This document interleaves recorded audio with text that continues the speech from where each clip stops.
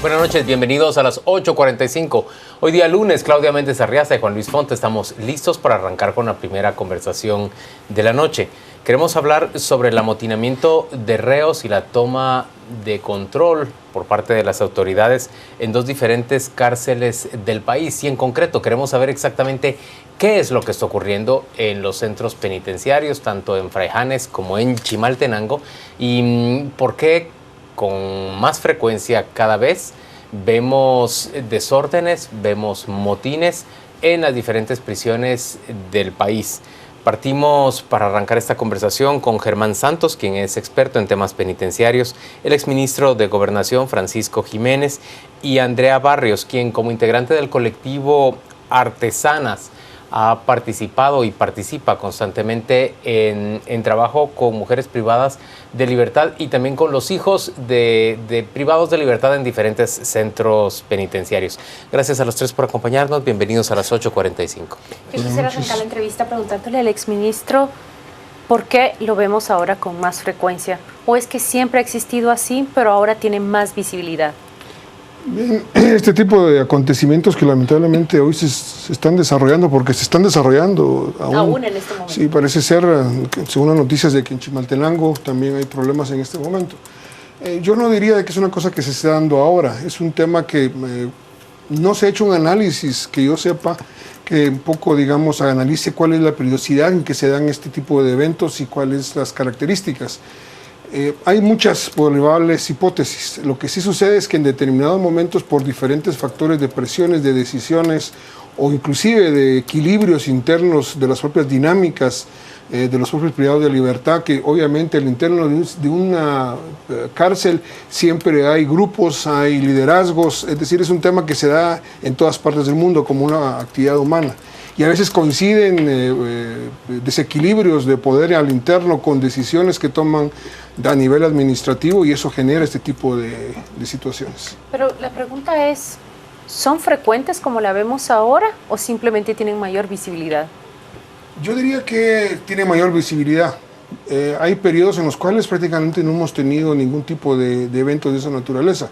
Por ejemplo, en el 2014 fue muy poco que se vio, 2013 de igual manera, el 2015 fue un poco particular en este sentido. Y es, digamos, en estos últimos 4 años que sucedan dos actividades de esta naturaleza como el día de hoy, prácticamente no se había dado en los últimos años. Andrea, ¿qué está ocurriendo el día de hoy en Fraijanes? Y la pregunta siguiente es, ¿se puede saber qué está pasando también en Chimaltenango? Sí, la información que nosotras tenemos es que se tomaron como rehenes a personal del sistema penitenciario y algunos vendedores de agua en Fraijanes con el requerimiento por parte de los privados de libertad de algunas cuestiones como, por ejemplo, poder trabajar serigrafía y algunas cuestiones de privilegios que algunos, me parece a mí, tienen ellos el derecho de acuerdo a lo que está establecido en la ley y otros pues sí salen un poco de lo que está establecido a nivel de lo que es permitido como privilegios, cuestiones de DVDs, televisores y eso. Reclamos de mejoras de condiciones, eso es lo que tenemos en trabajo, Fraijanes. sí. La forma obviamente pues es bastante abrupta y que demuestra una debilidad institucional porque es un centro de máxima seguridad donde no debiese darse, digamos, de ninguna manera un motín de esta naturaleza, un incidente donde el personal y las personas que proveen de servicios a este centro pues corran algún riesgo. Y en el caso de Chimaltenango lo que hay es un problema entre privados de libertad, que es lo que ha estado sucediendo también en la Granja Canadá en Puerto Barrios, en donde hay algunos heridos de bala, según la información que yo recibí por parte del sistema penitenciario previo a esta entrevista, y es una problemática siempre entre privados de libertad. Andrea hace una división clara, Germán, entre lo que está permitido y lo que no está permitido. DVDs y televisiones de plasma, por ejemplo, ante toda lógica no están permitidos. Pero ¿qué pasa cuando llegan a nosotros noticias de que motines de la naturaleza de Puerto Barrios, motines como los que ocurrieron en Canadá, se originaron por una petición que demandaba la extensión del tiempo de visita? Aparentemente esa fue la causa en un primer motín, pero aquí me está diciendo Andrea, seguramente fue una cortina ¿O fue como se presentó y finalmente la razón era otra? Perdón, me gustaría que ella corrigiera. Bueno, solo decir que lo que sucedió en Puerto Barrios definitivamente no tiene nada que ver con ampliación de tiempos de visita. Lo que ahí sucedió es una lucha entre poderes económicos y control de la droga dentro del centro. Nosotros estuvimos ya en Puerto Barrios, hicimos una visita de campo, estuvimos hablando con las mujeres que están ahí privadas de libertad, y lo que hay definitivamente, y es la información que tiene la gobernadora departamental, es una lucha de poder y de control del centro penitenciario. Germán, exactamente, ¿qué noticia tiene? ¿Qué es lo que está ocurriendo en este momento en los centros de cárceles? Bueno, debemos tomar en cuenta dos dinámicas que se acaban de plantear en esta mesa, tanto el señor exministro como Andrea lo está planteando. Tenemos un evento suscitado por la falta de atención a una situación, a derechos de los privados de libertad. Bien sabemos que es una cárcel de máxima seguridad, sin embargo, cuando vemos que lo que están pidiendo es artículos para serigrafía, más tiempo de visita familiar, lo que encontramos nosotros es una debilidad, justamente lo decía Andrea, una debilidad institucional enfocada al no manejo, a la no gestión dentro de las prisiones. Se ha caído en un abandono por parte de las autoridades, sea por desconocimiento, sea porque no tienen personal para el frente, y por el otro lado tenemos actividades como las que están ocurriendo en Chimaltenango, la que ocurrió en Canadá, la que ocurrió en Puerto Barrios, que justamente se dan por una dinámica de poderes de controlar dentro de las prisiones, de poderes económicos, pero también por una falta institucional, y lo decíamos la otra vez, de inteligencia, de información penitenciaria. La información debe de fluir y las autoridades deberían de estar poniendo atención a lo que está sucediendo. La gente en Canadá lo dijo en la radio, lo dijo en los medios que habían anunciado por lo menos un miércoles antes, 5 días antes, que se querían amotinar por distintas situaciones. Entonces, no está habiendo una gestión de la información por parte del sistema penitenciario para prevenir acciones de esta naturaleza. Francisco, un televidente nos está diciendo, Guatemala no tiene un sistema carcelario. Guatemala lo que tiene son centros de hacinamiento delincuencial. De otra manera nos lo está diciendo Germán. ¿Está usted de acuerdo? Sí, yo creo que el problema fundamental es cómo justamente en la debilidad institucional, cómo hacemos el equilibrio entre lo que es mantener la seguridad y mantener el control, para usar el término control en el sistema, con el otro elemento que es el elemento de la rehabilitación y los derechos que tienen los privados de libertad como personas que tienen también sus derechos. Es decir, estos dos elementos son los que, digamos, no hay un equilibrio, y momentos en los cuales, al perderse ese equilibrio, obviamente suceden cosas como estas. El problema fundamental es que el sistema penitenciario, las cárceles, como solemos decir, es el último eslabón de la cadena de justicia, pero es el último en el sentido no solo de que debe de cumplirse la pena, sino que deben de crearse condiciones de rehabilitación. El problema es que por esta falta de equilibrio está sucediendo que el sistema, las cárceles, se convierten en un problema de seguridad, y ya no solo en el último eslabón de la justicia. Es en ese sentido que sí yo estaría de acuerdo con esa afirmación. Es una afirmación muy dura quizá, pero lamentablemente así es. Y aquí, digamos, el tema no es solo control, no solo pongamos más control y pongamos más normas rígidas, es también qué vamos a hacer con el tema de rehabilitación para tener espacio, porque si es cierto que el problema nace también porque se les prohíbe el ingreso de un equipo para, digamos, formarles en el tema de desarrollar alguna capacidad de tener ingresos, porque van a tener un tema como la serigrafía, resulta también un tema grave porque no se rompe ese equilibrio.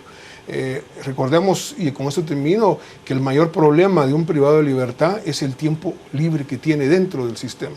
Y si el sistema no le proporciona algún elemento para poderle dar una política de rehabilitación que implica usar el tiempo, esto es una bomba permanente. Todos esos temas los tratamos con frecuencia cuando se habla del problema de las cárceles, pero muy poco toca esta sociedad la necesidad de despenalizar varios delitos.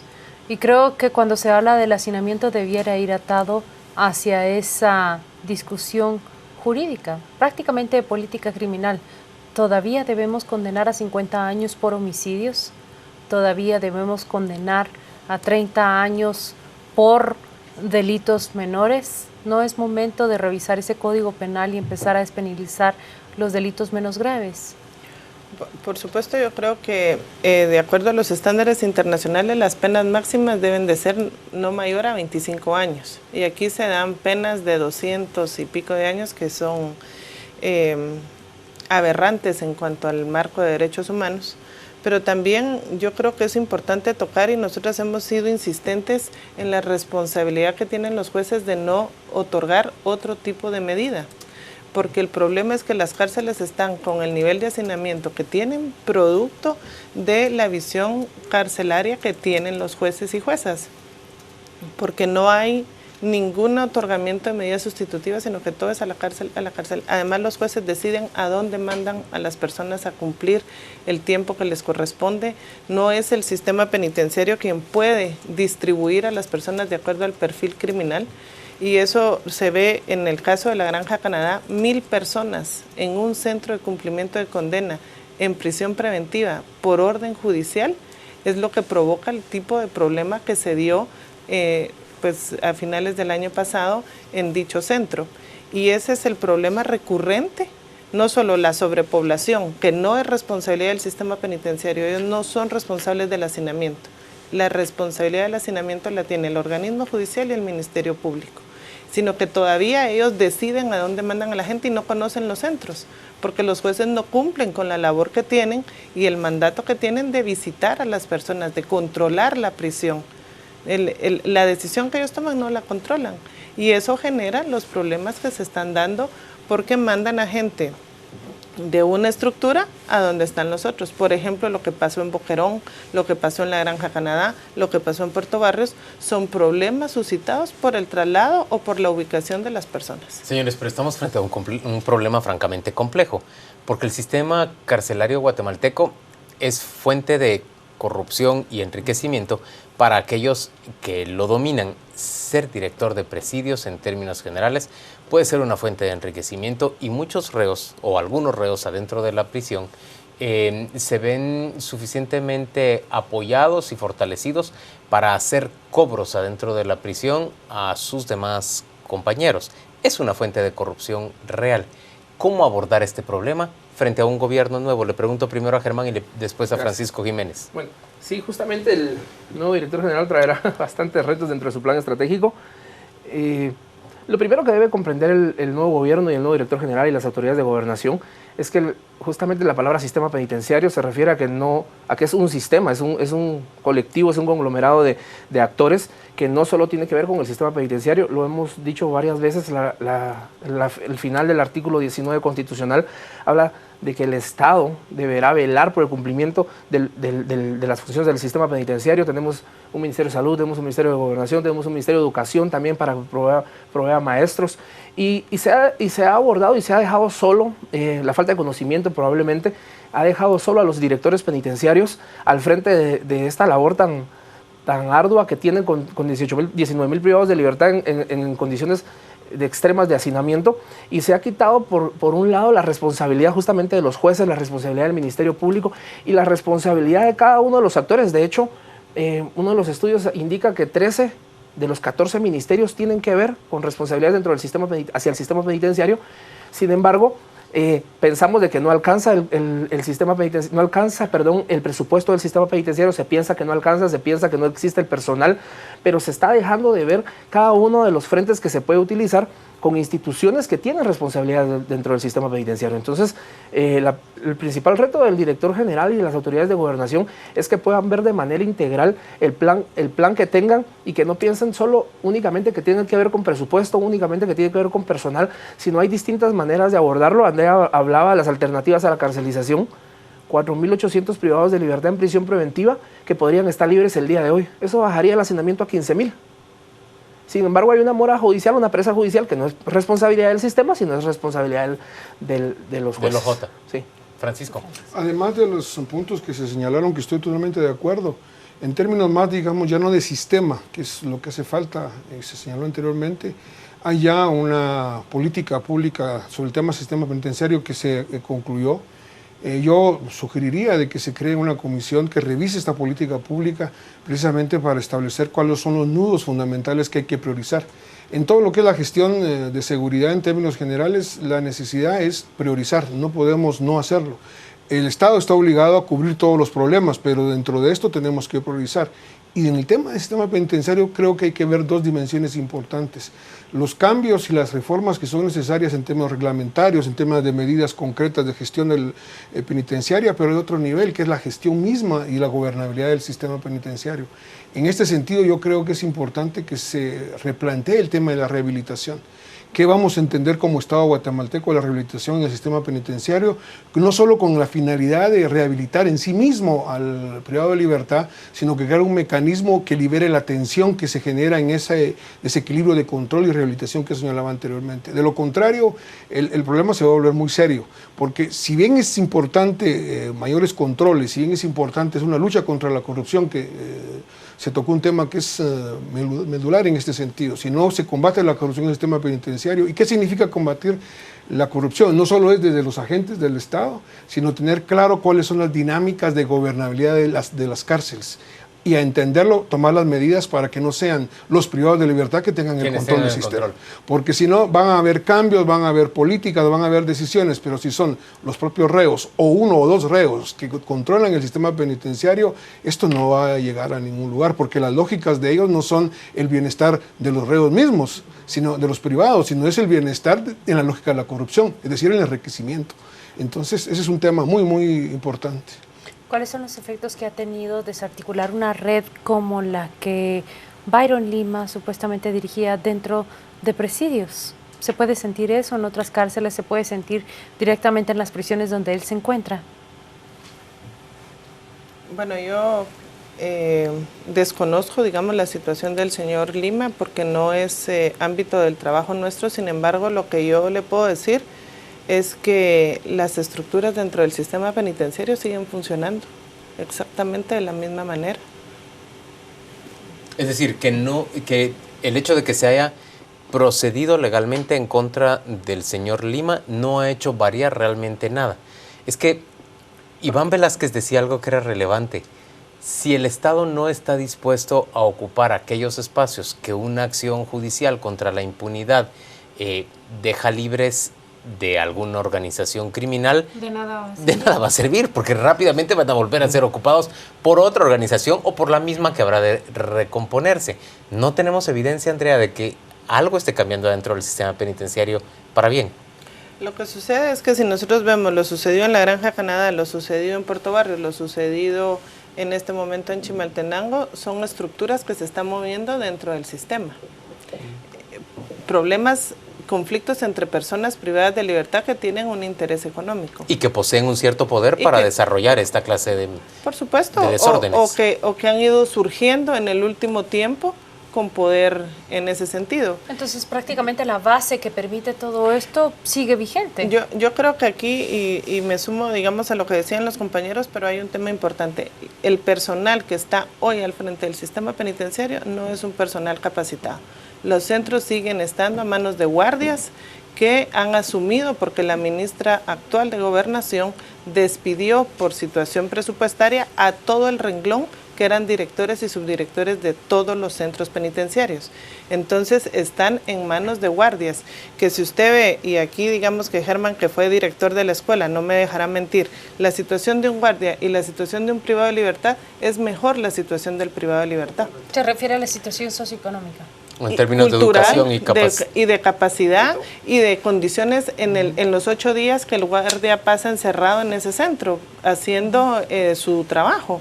Si usted ve el área de las guardias y ve el área de las personas privadas de libertad, viven mejor, viven más limpio, viven más ordenado, en mejores condiciones las personas privadas de libertad. ¿Qué cuadro tan pesimista es? Por lo tanto, entonces no podemos pedirle a un director de un sistema que controle cuando toda la plantilla que él tiene de personal está en condiciones no adecuadas para asumir el reto que tiene por delante, que es la administración, el control, la rehabilitación y la atención de las personas que están privadas de libertad. Por lo tanto, esto ahora es mucho más fácil de que se dé, porque el personal no tiene la capacitación adecuada y los centros están en manos de guardias. Rápidamente a los 3 invitados y en un ejercicio muy breve, las prioridades que debe atender ese próximo ministro de Gobernación y ese director del sistema penitenciario. Empecemos por Francisco. Yo creo que se acaba de decir un tema que sí es prioritario y es replantearnos el tema de qué o cómo se va a dignificar precisamente al guardia penitenciario. Porque obviamente este es un elemento importante. Podemos construir cárceles sofisticadas, tecnología de la última generación, pero no tenemos un personal dignificado, esto no va a ser posible. El otro elemento importante que se acaba de señalar es que los directores de cada centro deben de ejercer un liderazgo al interno del centro en dos vías. En la vía precisamente de el control con respecto a los guardias penitenciarios, entonces deben de conocer el sistema.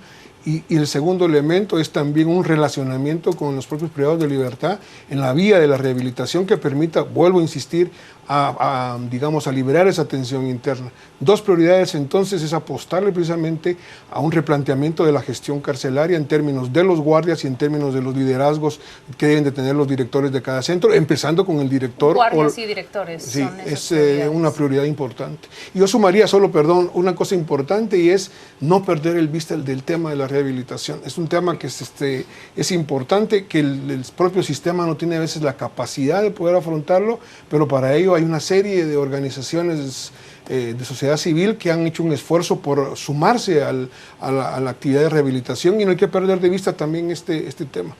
Germán, Alberto Brumori y otras personas han comentado por medio de la red social Twitter que ese comentario suyo respecto a que hasta 4.500 personas podrían ser descargadas del sistema penitenciario si se repensara la prisión preventiva para ellas. ¿Es realmente viable esto? ¿Es una discusión que puede desarrollarse en el país? Sí, definitivamente. Yo quiero poner un ejemplo bien fácil y Andrea creo que me puede apoyar en ese sentido.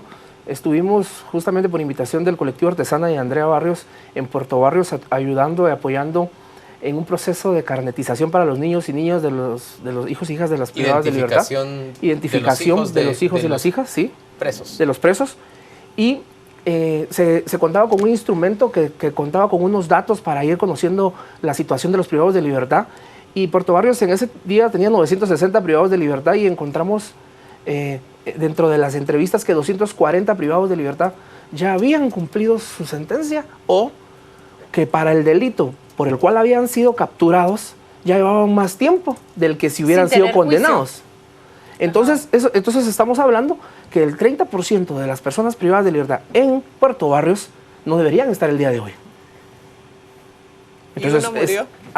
Uno de ellos murió. Altamente viable. Claro, a los tres, construir gracias. un censo parece una prioridad. Gracias por acompañarnos en esta discusión oportuna que es necesario hacer edificante respecto al sistema penitenciario. Vamos con nuestra compañera, Rocío Lazo. Ella nos cuenta qué se está diciendo en redes sociales respecto de esta conversación. Adelante, Rocío. Juan Luis, así es momento de conocer su opinión. Nos puede contactar a través de Facebook como Canal Antigua y en Twitter como @Canal Antigua. ¿Qué opinión le merece lo sucedido en los centros carcelarios de Chimaltenango y en Fraijanes 2? Vamos a conocer su opinión. Comenzamos con la opinión de Roberto García. ¿Qué juez se va a animar a ser ecuánime si al día siguiente lo antejuicia la CICIG? Ahora, con la opinión de Douglas Chacón. La verdad es que nadie se quiere hacer cargo de los reos y de los locos, dos caras de una sociedad que desecha. Y por último, Attorney, hay una extrema sobrepoblación, culpa de los jueces y fiscales que impiden las medidas sustitutivas. Estas son las opiniones que tenemos hasta el momento. Le invitamos a seguir interactuando con nuestras redes sociales. Mientras tanto, vamos a una pausa comercial.